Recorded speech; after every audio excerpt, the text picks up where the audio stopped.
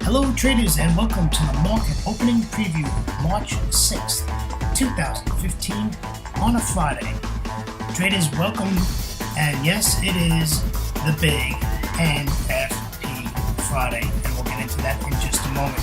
Traders, please remember that this is brought to you through FXCL Excellence in Trading. Please come join us, your trading solutions at fxclearing.com. Traders, if you would, please let me introduce myself to you. My name is William Gilday. I'm your moderator through the market opening preview series every single trading day before the London Open. Traders, we also have the Friday wrap-up, which is done about 3 to 4 hours after the New York close.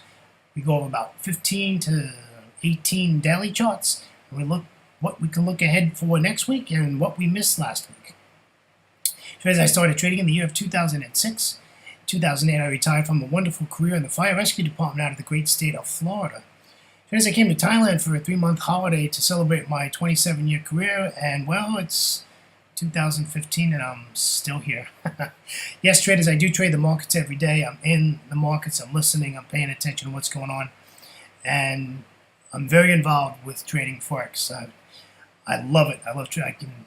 That's the nice about Asia is I can trade all 3 sessions and still get a good night's rest. Okay, a half a good night's rest. But I only do about 2 hours, 2.5 hours into New York. That brings me up to about almost 11 p.m., 11:30 p.m.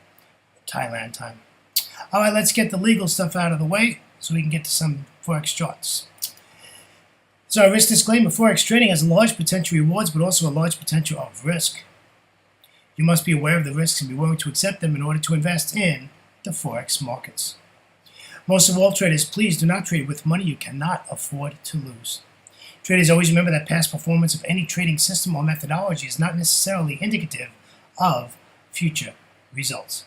Traders, if you've been on a demo account for 3 to 4 months and you're new to trading, and you go to a live account, you're going to see a change in the way you trade because your eyeballs are going to be stuck on that profit loss box instead of your charts. So we've all done it and probably still do it, so don't feel bad. But yeah, your wins are going to go down just a little bit. All right, moving right along, let's take a look at some news and commentary on a Friday. The Dow 30 closed up 0.21%, the S&P 500 closed up 0.12%, and the NASDAQ closed up 0.32%, with the Russell 2000 closing up at 0.29%. All right, let's head over to the Eurozone. The DAX closed up at positive 1%. The FTSE closed up positive 0.61%, with the CAC 40 at 0.94%. And the Eurostoxx 50 closed up at 0.97%. So some nice moves there in the Eurozone. Let's head over to my side of the world. These markets are currently trading, and the Nikkei 225 is up 1.04%. The S&P ASX 200 is up 0.45%. The Shanghai is up barely. The Shanghai is down barely at 0.03%. The Hang Seng is also in the red at 0.10%, and the Kospi is in the green at 0.34%. Traders, I'm sure I don't have to remind you, today is NFP Friday, the biggest data release of the month. Myself, I think it's a waste of a good trading day, but that's just my personal opinion. So we do have some data coming out. The only data we have come out is foreign currency reserve out of the Swissy, and that is right at the London Open. All the other data for the rest of the day is when non-farm payrolls comes out of the U.S., unemployment rate, average hourly earnings, and then from Canada we have building permits and trade balance, all coming out at the same time. And that is 1 hour before the New York Stock Exchange opens. So quite a bit on the data situation in the New York session. Commentary. Traders, if you're not proficient and you have no education or skills or have done any training in trading news, NFP is not the one to play with, especially on a live account. Okay, you really need to know what you're doing. You really need to understand how to trade a fundamental news event such as this. It's very whipsaw. It's very volatile. Yes, you can make 50, 60, 70, 80 pips depending on the number that comes out. I don't think we're going to see that today. I think they're expecting 213, if I'm not mistaken. So, I would not jump and practice your fundamental skills in this news event. My opinion is, do what I do. I just sit back and watch the fireworks show. There are great trades, though, about an hour after NFP is released. There are some really great trades that you can get into 45 minutes, an hour after the release, and that's usually when I trade. The only problem with that is it brings me into midnight or 00:30 Eastern Standard Time, where I'm entering a trade. We don't like doing that. So that's what's going on with news and commentary. I think we're going to have a pretty slow day today, as usual. Usually we don't see much price action on NFP Friday. Please make sure you clear all your trades by London lunch, because the market will probably clam up until that data is released. All right, we're going to take a look at some 60-minute Forex charts, some interesting charts we got today, and take a look at them. And as usual, we will start with the euro dollar. All right, I placed a horizontal line here, and that's resistance. I'm just looking for price to pull back up here and take us back down. The daily chart is like breaking support, and I mean, it's a strong support, and it's breaking it to the downside. So we don't have any room. There's not much room left on this chart to go short. So I want to see a pullback here. I want to see this give us something to work with. So as you can see, we're sideways for the last 7 hours or 6 hours. So there's nothing we can do. We have 5 hours and a half hours before London Open. We would like to see this pull back up to resistance and sell this. I have no intentions of buying the euro, my friends. I want to buy what's strong, and what is strong is the US dollar. So buy it. All right, let's take a look at the pound dollar. Pound dollar trade worked out really well yesterday. What was the problem, traders? Yes, there was no pullback. It just went for it. So that was a problem yesterday. You basically had to go and enter that trade from the fib. So once you saw it clear the 50% fib or the 38.2 fib, you had to take that trade and just take it down. There was no pullback at all yesterday, so it gave you, you had to just take it using your Fibonacci that was on the chart yesterday. Today looks basically the same. I'm looking for a pullback. I don't think it's going to come all the way back to the 50 at 1.5300. I would love it to. It's a good psychological area. I'd like to see that come up there, but I think we're going to end up with the 38.2 at 52.83. And I think that's probably where we're going to end up looking and seeing some bearish formations where we can sell the Great British Pound US dollar.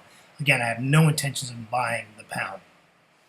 All right, the Aussie dollar. The Aussie dollar is in a great spot. This is just in a super spot to sell this. The problem is it's time of day. I do this presentation during the Asia session, and with 5.5 hours to go before London Open, I'm really not ready to jump into this and take this trade. So hopefully this will turn into a bunch of dojis and just go sideways to an hour or so before London Open, and then we can take this short.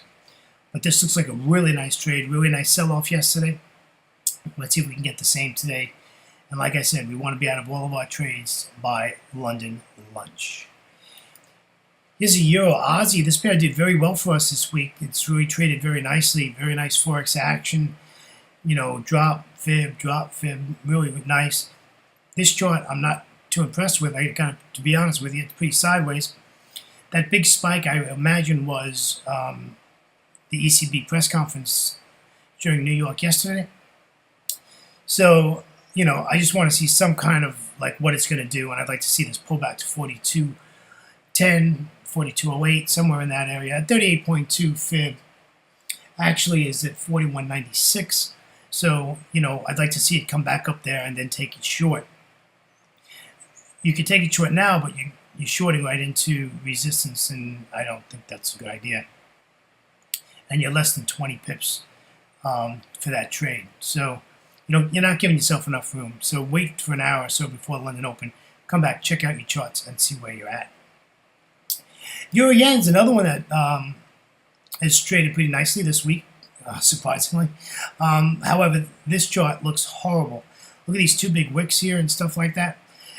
If we can get this up to the 23.6 fib at 132.49, or I prefer the 61, 132.61, and sell this, I think that'd be a great trade. There's not a lot of room to take it from here. We need to see some kind of a pullback. We're jamming right into support. So I'm not really eager to jump in here without a pullback. So we need some sort of a Fibonacci pullback here. So we have two options. One is the 38.2. The other one is 132.61 level. And I think those are pretty decent levels to get in. All right, now our last pair of our day is our New Zealand dollar. This one was a little tricky to find a trade plan for. This was quite a sell-off yesterday. It only gave you one little blue candle yesterday to give you that pullback, which wasn't much. Other than that, there was no pullback in this, and this just sold off like crazy from the 200, and we were expecting that, and that's exactly what happened.